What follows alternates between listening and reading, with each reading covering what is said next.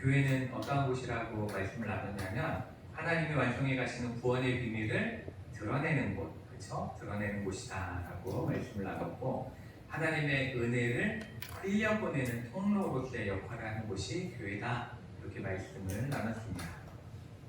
그리고 하나님 나라의 놀라운 영광을 세상에 있는 모든 사람들에게만 나타내는 것이 아니라 영적인 존재들인 사탄과 천사들에게까지도 선포하는 하나님께서 선포케 하시는 그러한 장소가 교회다라는 것에 대해서 함께 말씀을 나눴습니다. 이러한 사명이 우리에게 맡겨져 있다는 것, 우리 교회에 맡겨져 있다는 것을 생각하면 하나님 앞에 참 감사하다라는 생각이 듭니다. 굉장히 미약한 나를 그리고 우리 교회를 사용하시겠다라고 말씀하시는 그러한 하나님을 생각하면 이렇게 가슴이 뭉클해지는 되게 감격이 우리 가운데 솟아나기도 합니다. 입에서는 찬양이 흘러나오기도 하죠. 그러나 이 말씀을 읽고 말씀을 들을 때에는 마음에 감격이 있어요. 우리 교회는 이런 곳이야. 나는 그런 사람이야. 라는 그런 감격이 있지만 우리가 이렇게 눈을 탁 뜨고 우리 눈으로 이 교회를 보고 나를 보고 또 이 세상에서 사람들이 이야기하는 교회에 대한 이야기들을 듣다 보면 그런 현실을 보면 정말 이 땅의 교회들이 성경에서 말씀하시는 하나님의 교회가 맞는가? 정말 이 성경에서 표현하시는 이 교회가 맞는가라는 의문이 들게 됩니다. 우리가 교회 모습을 바라보면 성도 간에는 오해도 많고 다툼도 많습니다. 그렇죠? 그리고 또 열심히 봉사하시던 분들이 점점 지쳐요. 한 해 한 해 이렇게 일하다 보면은 이 교회일이 계속 반복되다 보니까 힘들다라는 생각을 해서 떠나가기도 합니다. 그리고 세상은 교회를 향해서 끊임없이 손가락질하고 있는 시대를 살아가고 있습니다. 또 아무리 우리가 애를 써도 부흥이라는 게 가능할까라는 생각이 드는 지금의 시대를 살아가고 있습니다. 이렇게 무겁고 어두운 현실을 바라보고 있으면 우리 마음에는 회의감이 진하게 들어옵니다. 굉장히 진한 회의감이 드는데 하나님의 약속은 성경에서 말씀하신 하나님의 그 약속은 분명히 매우 거창하게 보여지는데 왜 눈앞에 보여지는 나 그리고 우리 교회는 왜 이렇게 초라하고 힘이 하나도 없을까라는 생각이 들게 되죠. 이렇게 성경이 말씀하시는 선포하시는 선언과 우리가 마주한 현실 사이에 놓인 이 거대한 골짜기, 그렇죠? 거대한 골짜기 앞에서 우리는 쉽게 낙심하게 되기도 하고 마음이 상하게 되기도 합니다. 그렇다면 이렇게 현실의 교회가 말씀 속 교회와 많은 차이가 있다라고 생각되어질 때 보통의 사람들은 그걸 느끼면 어떠한 태도를 취하는가를 우리가 생각해 보면 어떤 이들은 비판 그리고 비난에 나를 세우는 것을 볼 수가 있습니다. 교회 문제점들을 하나하나 지적하고 또 하나하나 비난하고 그러면서 누군가를 향해서 책임을 돌리고는 합니다. 또 어떤 이들은 냉소적인 마음으로 이 마음의 문을 닫아버리고 교회를 버리듯 멀리 떠나가 버리기도 합니다. 오늘 우리가 읽은 이 에베소 교회, 이 본문의 에베소 교회의 성도들도 정확하게 이 지점에 지금 서 있는 거예요. 이 상황 가운데 서 있는 거죠. 사도 바울을 통해서 교회는 하나님이 세우신 영광스러운 곳이다. 영광스러운 하나님을 드러내는 곳이다 라고 들었는데 정작 지금 교회를 세우고 자신들 가르쳤던 사도 바울은 어디에 있어요? 로마 감옥에 있는 거예요. 감옥에 있는 거죠. 제가 감옥에 있다라고 생각해 보세요. 어디 가서 말도 못해요. 우리 목사님 감옥에 있대 이런 얘기 하실 수 있겠어요? 그래서 부끄럽게 여기게 될 것입니다. 그리고 교인들은 이 사도 바울이 에베소서에서 계속 말씀하듯이 여전히 유대인들과 이방인들 사이에 다툼이 계속되고 있죠.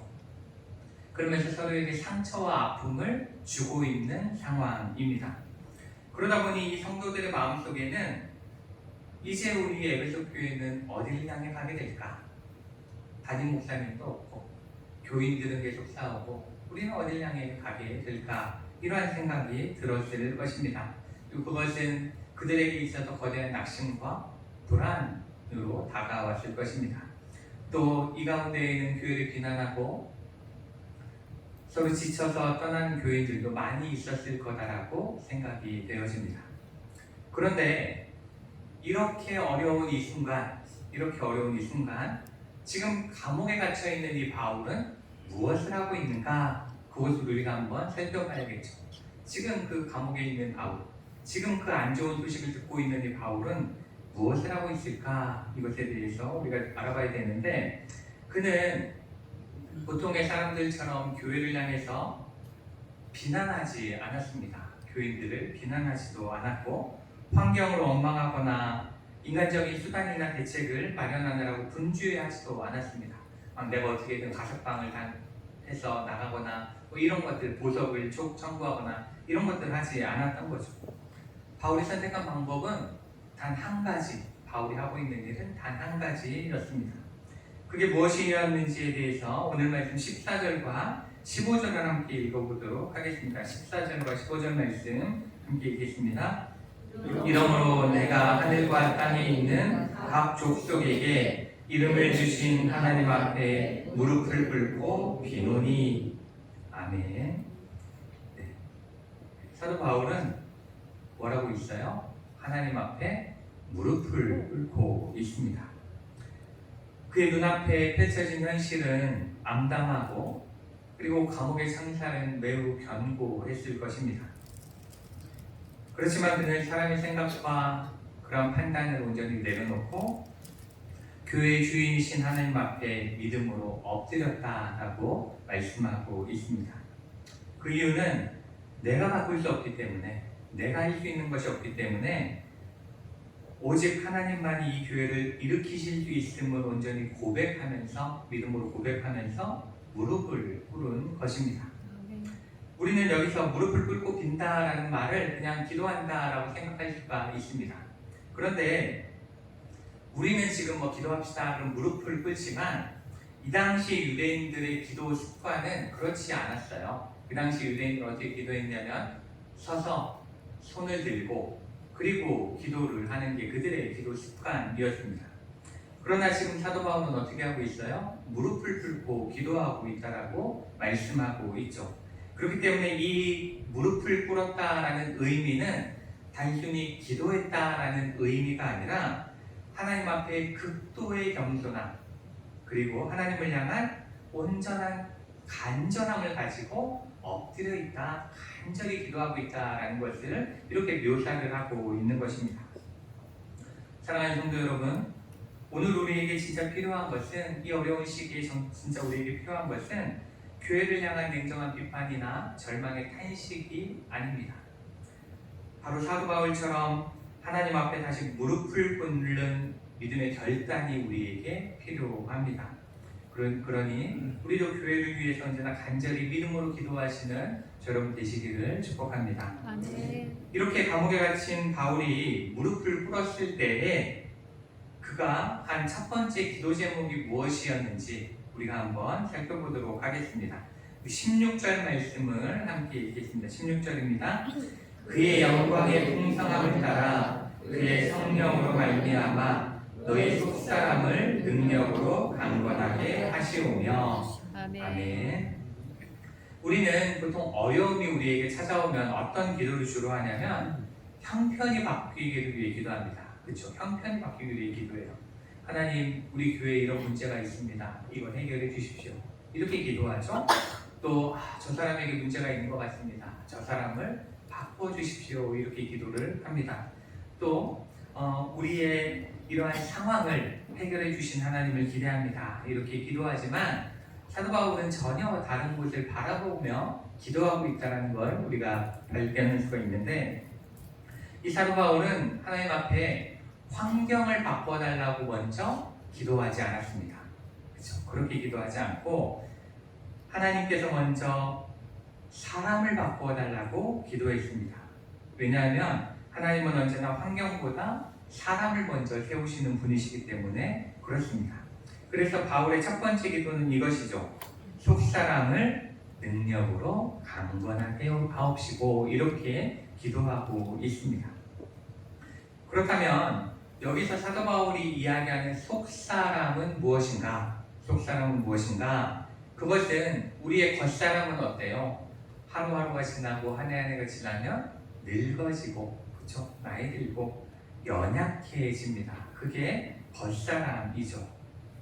근데 속사람은 그것과 완전 대비되는, 대조되는 개념입니다. 이 속사람은 어떠한 거냐면 예수 그리스도의 십자가의 은혜로 거듭난 우리의 영적인 자아를 이야기합니다. 그리고 성령 하나님께서 거주하시는 성도의 가장 깊은 믿음의 자리, 즉 우리의 영적인 내면 세계를 의미한다라고 볼 수가 있습니다. 사도 바울은 잘 알고 있었습니다. 사도 바울은 알고 있었는 게 뭐냐면 우리가 폭풍우가 치는 때에 배가 가라앉잖아요. 배가 가라앉게 되는데 그 배가 가라앉게 되는 이유는 파도가 높기 때문이 아닙니다. 그것 때문이 아니라 파도 때문에 물이 그 배 안으로 계속 들어오기 때문에 그래요. 그렇죠? 그래서 배 안에 물이 가득 차면 그 배는 가라앉게 되어져 있습니다. 이렇게 나의 신앙과 교회가 흔들리는 진짜 위기는 외부의 압박이나 척박한 환경 때문이 아니에요. 그러한 척박한 환경 때문에 교회가 흔들리는 것이 아닙니다. 환난을 능히 이겨내야 할 성도들의 속사람이 영적으로 약해져 있기 때문에 그들의 속사람이 연약하기 때문에 무너져 내리는 것입니다. 그렇기 때문에 사도 바울은 가장 먼저 성도들의 속사람이 강건해지기를, 그들의 내면 영적인 모습이 강건해지기를 위해서 기도하고 있는 것입니다. 그렇다면 우리는 생각해 봐야 되는 거죠. 겉사람은 열심히 헬스도 하고 러닝도 하고 수영도 하고 이러면 강건해지는 걸 알아요. 그쵸? 어떻게 하면 강건해지는지 알죠. 그렇다면 이 속사람은 도대체 어떻게 해야 강건해질 수 있는가? 우리의 영적인 내면 세계는 어떻게 하면 강해질 수 있을까? 이것에 대해서 생각해 봐야 되는데, 우리가 굳은 의지를 가지면 우리의 속사람은 강건해지는가? 그렇지 않죠. 그렇지 않습니다. 그러면 공부를 많이 해서 우리가 많은 지식을 쌓으면 속사람이 강건해지는가? 그것도 아니죠. 그렇죠? 그러면은 그 석가모니와 같이 깊은 영적인 수양을 하면, 인간적인 수양을 하면 그렇게 속사람이 강해지는가? 그렇지 않다고 성경은 말씀하고 있습니다. 오늘 말씀 속에서 바울은 우리의 속사람이 강해질 수 있는 유일한 방법은 성령으로 말미암아, 그리고 성령의 능력으로만 강건해질 수 있다라고 말씀하고 있습니다. 여기서 성령의 능력이라고 말씀하고 있는데, 이 능력이라는 단어는 두나미스라는 단어예요. 두나미스. 이게 그 어떤 단어의 어원이냐면 다이나마이트, 그러니까 두나미스에서 온 단어입니다. 그러니까 폭발적인 힘을 이야기하는 거예요. 이거는 그냥 능력, 그러면 그냥 힘 이 정도가 아니라 폭발적인 힘, 강한 힘을 이야기합니다. 그러니까 성령 하나님께서 우리 영혼 가운데에서 폭발적인 그 힘을 주실 때 우리의 속사람이 강건해진다, 이렇게 말씀을 하고 있는 거죠. 그리고 또한 강건하게 하시오며 이렇게 말씀하고 있잖아요. 성령이 강건하게 하시오며 이렇게 말씀하는데, 여기서 이 단어는 수동태로 되어 있습니다. 제가 이런 그 문법 표현을 가끔 말씀드려서 좀 어려워하시던데, 이게 어떠한 의미냐면 능동태는 내가 열심히 노력하면 되는 거예요. 내가 해야 되는 거예요. 근데 수동태는 뭐예요? 누구에 의해서 해지는 거예요. 누가 도와주지 않으면 안 되는 거예요. 다른 것이 나에게 도움이 돼야 된다라는 거죠. 그러니까 하늘로부터 나에게 부어주는 그 성령의 능력으로 우리는 강건해질 수 있다. 그러니까 내가 할 수 있는 건 없는 거예요. 성령이 도우실 때에만 가능하다라는 것을 말씀하고 있습니다. 이렇게 우리의 속사람은 성령께서 우리 마음속 주인이 되셔서 우리를 이끌어 가실 때 그때 비로소 강해질 수 있다라고 말씀하고 있습니다. 사랑하는 성도 여러분, 지금 우리의 속사람은 어떠한 상태입니까? 꼭 작은 오해 한마디에 마음이 사정없이 흔들리고 미움이 싹트고 있지 않은지, 그리고 상처받으며 눈앞에 작은 손해 때문에 밤잠을 설치고 있지는 않은지 한번 돌아보면 좋겠습니다. 또 세상에 거센 유혹과 환난 앞에 무기력하게 무너져 있지는 않은지 우리는 한번 돌아볼 필요가 있습니다. 겉모습은 그럴듯한 성도요, 그럴듯한 집사요, 그럴듯한 권사와 장로요, 목사이지만 영적인 속사람은 심각한 영양실조와 침체에 빠져 힘겹게 숨만 쉬고 있는 것은 아닌지 우리가 한번 돌아볼 수 있어야 합니다. 그리고 그러한 연약함을 우리가 가지고 있다면 우리는 어떻게 해야 돼요? 하나님 앞에 엎드려야 합니다. 그리고 성령께서 부어주시는 능력으로 우리의 속사람이 강건해지기 위해서, 우리 속사람이 하나님의 능력으로 강건해지기 위해서 더욱 간절히 기도해야 합니다. 그렇게 우리가 간절히 기도하면 우리 하나님은 그 하나님의 놀라우신 능력을 인색하게 부어주시는 분이 아닙니다. 조금만 부어주시는 분이 아니죠. 오늘 말씀에서 바울은 하나님께서 능력을 주실 때 어떻게 주신다고 말씀하냐면 그의 영광의 풍성함을 따라 주신다 이렇게 말씀합니다. 그의 영광의 풍성함을 따라 이렇게 말씀하시는데, 이것은 하나님의 무한하고 측량할 수 없는 능력으로 우리에게 부어주시다. 우리가 기대하는 것과는 다르다라는 거예요. 하나님의 힘은 우리 인간의 힘과는 전혀 다르다라는 것을 말씀하고 있습니다. 오늘 이 시간 세상적인 방법과 사람을 의지하던 시선을 이제 거두기를 원합니다. 그리고 이제 성령 하나님만 바라보시기를 축복합니다. 그래서 사도 바울과 같이 간절한 마음으로 엎드려 기도함으로 성령의 능력으로 우리의 속사람이 강건하여질 때에 우리는 어떠한 고난과 시련도 능히 압도하고 승리하게 될 줄 믿습니다. 그렇다면 성령의 능력으로 우리의 속사람이 강건해질 때 우리의 삶과 공동체에는 어떠한 변화가 일어날까요? 어떠한 변화가 일어날까? 그것에 대해서 사도 바울은 17절에서 우리에게 이렇게 말씀합니다. 우리 함께 17절 말씀을 함께 읽겠습니다. 믿음으로 말미암아 그리스도께서 너희 마음에 계시게 하시었고 너희가 사랑 가운데서 뿌리가 박히고 터가 굳어져서. 아멘. 여기서 그리스도께서 너희 마음에 계시게 하시었고 라는 말씀은 예수님께서 지금 처음으로 우리 마음속에 오실 것이다 이러한 말씀을 하고 있는 게 아닙니다. 왜냐하면 이 말씀은 이미 예수 그리스도를 믿는 성도들에게 보낸 편지이기 때문에 그렇습니다. 그러니까 처음 들어오신다라는 그런 말씀이 아니에요. 여기서 그 계시게 하시었고라는 말은 거주하다, 정착하다 이러한 의미를 가진 단어입니다. 그러니까 단지 계시는 게 아니라 거주한다라는, 정착한다라는 의미예요. 그러니까 다시 말해서 이미 우리 안에 그리스도께서 계신 거예요. 우리 안에 그리스도께서 계신데 이제는 그 계시는 예수님께서 우리 마음의 모든 영역을 온전히 다스리시는 주인이 되시기를 구하는 기도입니다. 지금까지는 내 마음이 더 중요했고 내 생각이 더 중요했고 내가 주인이 되어 있었다면 이제는 예수 그리스도께서 우리의 삶의 주인이 되는 것, 그것에 대해서 기도하고 있는 것입니다. 우리의 생각과 감정, 말과 행동까지 그리스도의 통치를 온전히 받을 때 비로소 우리는 속사람이 흔들리지 않는 사람으로 세워질 수 있다. 예수님의 통치를 받을 때 그것이 가능하다라고 말씀하고 있습니다.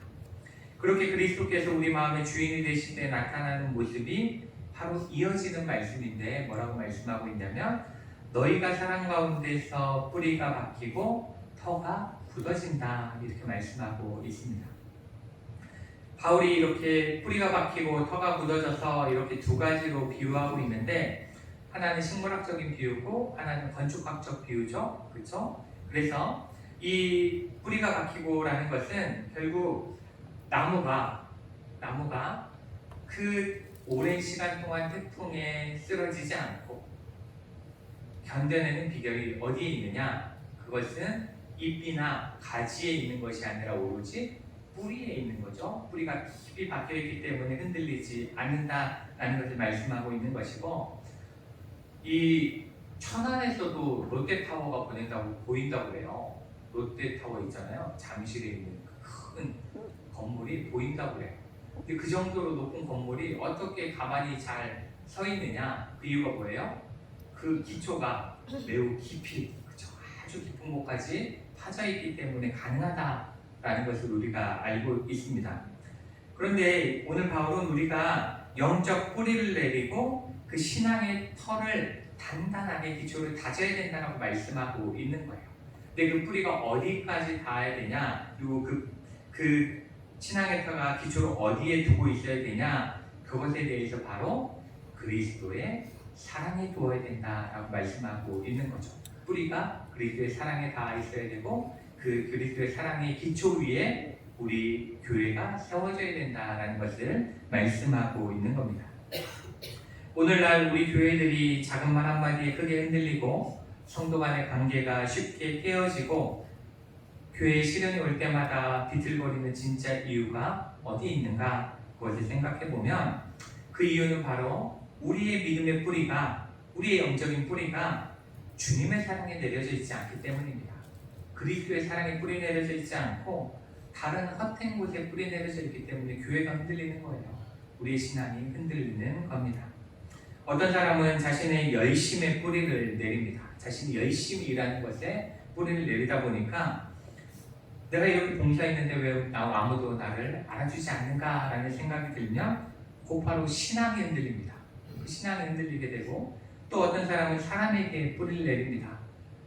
어떤 사람을 의지하죠. 교회에서 저 사람만 의지하는 때가 있습니다. 그러다 보니 그 사람에게 상처를 받으면 누구를 원망해요? 사람이 아니라 하나님을 원망해요. 사람에게 받은 상처 때문에 하나님을 원망하고 멀어지게 됩니다. 그러나 사람도 변하고 인정도 변하고 교회의 모든 환경도 변합니다. 변하지 않는 유일한 것은 무엇이냐? 우리가 기초를 둬야 될 그리스도의 사랑밖에 없습니다. 그리스도의 사랑만이 변하지 않는 기초가 될 수 있습니다. 사랑하는 성도 여러분, 나의 마음에 서운함이 찾아올 때, 꼭 공동체 안에 오해와 갈등의 불이 깊어질 때 내 열심이나 인간적인 억울함을 주장하려 하지 마시길 바랍니다. 그렇게 하는 것이 아니라 나 같은 죄인을 사랑해 주신, 죽기까지 사랑하신 그리스도의 사랑에 우리의 마음을 두고 그리스도의 사랑으로 돌아가는 저 여러분 되시기를 원합니다. 이와 같이 내가 예수 그리스도의 그 무한하신 십자가 사랑의 터 위에 단단히 서 있을 때에, 그때에 비로소 우리는 나에게 상처 준 나의 형제를 품어줄 수 있는 사랑의 여유가 생기는 것입니다. 왜냐? 우리가 그 사랑을 받았기 때문에, 우리가 그 사랑을 알기 때문에 다른 이들도 사랑할 수가 있는 거죠. 오늘 이 시간 나를 위해 목숨을 버리신 예수 그리스도의 무한한 사랑의 그 기초 위에 우리의 신앙의 터를 더 깊게, 더 단단하게 다지는 이 시간이 되기를 원합니다. 이와 같이 우리가 그리스도의 사랑이라는 기초 위에 신앙의 뿌리를 내리고 터를 다질 때 하나님은 우리 영혼의 눈을 열어 놀라운 신비를 깨닫게 하시는데, 그게 바로 18절과 19절 말씀입니다. 우리 함께 18절과 19절 말씀 함께 읽겠습니다. 능히 모든 성도와 함께 지식에 넘치는 그리스도의 사랑을 알고 그 너비와 길이와 높이와 깊이가 어떠함을 깨달아 하나님의 모든 충만하신 것으로 너희에게 충만하게 하시기를 구하노라. 아멘. 사도 바울은 여기서 그리스도의 사랑을 표현하고 있는 거예요. 사랑을 표현하고 있는데, 사랑에 대해서 감정적으로 표현하지 않습니다. 감정적으로 표현하지 않고 여기 보시면 치수로, 그렇죠? 수치로 말씀하고 있어요. 공간적인, 입체적인 공간, 그렇죠? 이 너비, 길이, 높이, 깊이, 이렇게 공간적인 표현으로 우리에게 설명을 하고 있습니다. 그렇다면 왜 사도 바울은 그리스도의 사랑을 이렇게 너비와 길이와 높이와 깊이로 나누어 선포하고 있는가?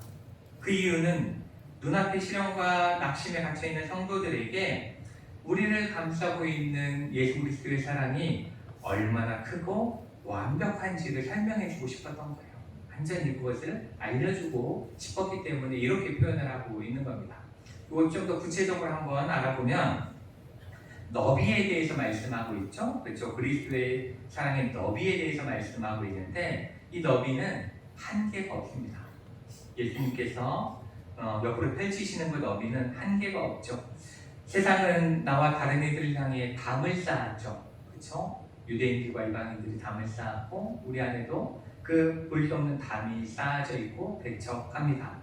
그렇지만 십자가에서 양팔을 이렇게 넓게 펼치신 그 예수님의 사랑의 너비는 나의 어떠한 허물과 나의 어떠한 못난 모습까지도 남김없이 품으시는 그런 무한한 포용을 말씀하고 있는 겁니다.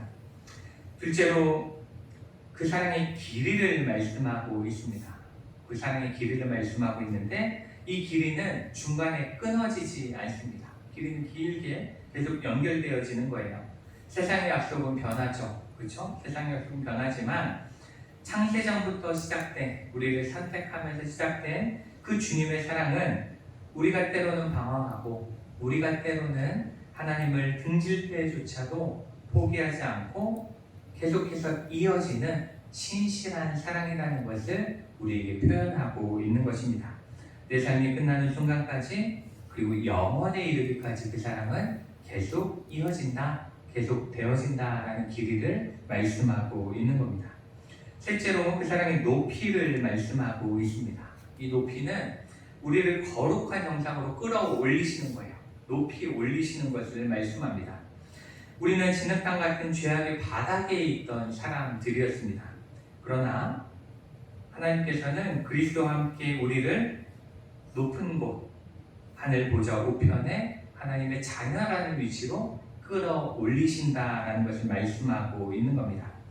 이 땅의 실패가 아무리 아프다 할지라도 하나님의 그 사랑의 높이는 우리를 마침내 어디로 데려가세요? 천국으로 데려가신다라는 것을 말씀하고 있습니다. 그리고 넷째로 그 사랑의 깊이에 대해서 말씀하고 있습니다. 그 깊이는 우리의 어떠한 밑바닥보다도, 우리 어떠한 절망의 밑바닥보다도 더 깊이 내려갑니다. 내가 빠진 외로움의 수렁, 낙심의 방, 또 아무도 알아주지 않는 눈물의 지옥 같은 바닥이라 할지라도 예수님께서는 그 바닥으로 내려오셔서 우리의 손을 잡아주시는 분이다라는 겁니다. 내가 아무리 깊은 바닥으로 추락해도 예수 그리스도의 사랑은 언제나 그 자리에서 그 자리까지 내려와서 우리의 손을 잡아주십니다. 바울은 이 사랑을 가르쳐서 지식에 넘치는 사랑이다 이렇게 말씀하고 있습니다. 그러니까 사람의 머리나 교리적인 지식으로는 깨달을 수 없는 거예요. 알 수 없는 거죠. 측정할 수도 없는 거죠. 그 측정함을 훨씬 더 넘어서는 초월적인 사랑이다. 하나님의 사랑은 그렇게 크신 것이다 라는 것을 우리에게 말씀하고 있는 겁니다. 이렇게 지식을 초월하는 그리스도의 무한한 사랑이 나의 내면에 채워질 때, 내면에 가득 채워질 때 우리는 마침내 하나님의 모든 충만하신 것으로 충만해지게 되는 겁니다. 그때에 비로소 우리는 참된 하나님의 충만함을 누릴 수 있게 되는 거죠. 내 안의 결핍이 그때는 사라지게 됩니다. 또 내 안에 어려운 상황들이 압도적으로 사라지게 됩니다. 그리고 우리 안에 영적인 풍성함이 차고 흘러 넘치게 된다라는 것을 말씀하고 있습니다. 사랑하는 성도 여러분, 마귀는 끊임없이 우리에게 눈앞의 문제와 고난의 크기를 내밀며 우리에게 이렇게 속삭입니다. 봐라, 내가 빠진 그 절망의 수렁이 얼마나 깊은지 한번 봐라. 네가 지금 처해 있는 상황이 얼마나 나쁜 상황인지 봐라. 그리고 교회가 마주한 벽은 얼마나 높은지 봐라. 절대 깨질 수 없어. 절대